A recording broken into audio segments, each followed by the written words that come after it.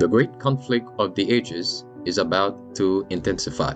But remember the words of Jesus. In me ye might have peace. In the world you shall have tribulation. But be of good cheer. I have overcome the world. Would you like to know how to exercise courage and fight the good fight of faith? Listen to this devotional. Conflict and Courage, a daily devotional by Ellen G. White. Always the same. Seest thou a man diligent in his business? He shall stand before kings. He shall not stand before mean men. Proverbs 22, verse 29. From the dungeon, Joseph was exalted to be ruler over all the land of Egypt.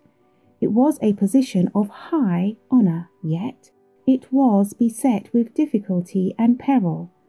One cannot stand upon a lofty height without danger.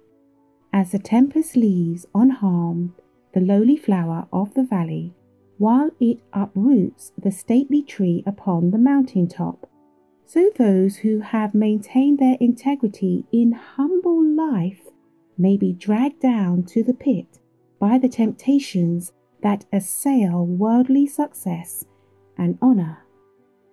But Joseph's character bore the tests alike of adversity and prosperity.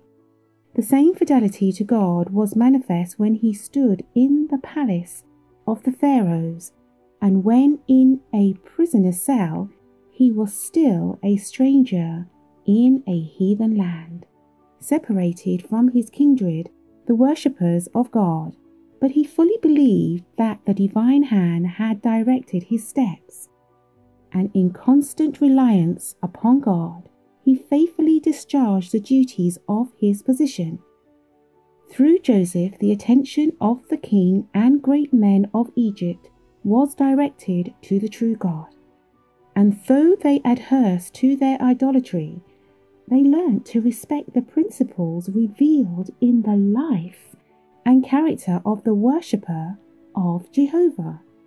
How was Joseph enabled to make such a record of firmness of character, uprightness, and wisdom?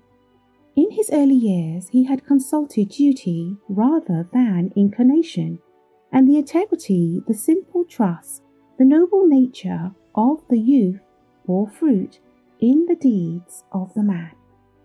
A pure and simple life had favoured the vigorous development of both physical and intellectual powers, communion with God through his works, and the contemplation of the grand truths entrusted to the inheritors of faith had elevated and ennobled his spiritual nature, broadening and strengthening the mind as no other study could do.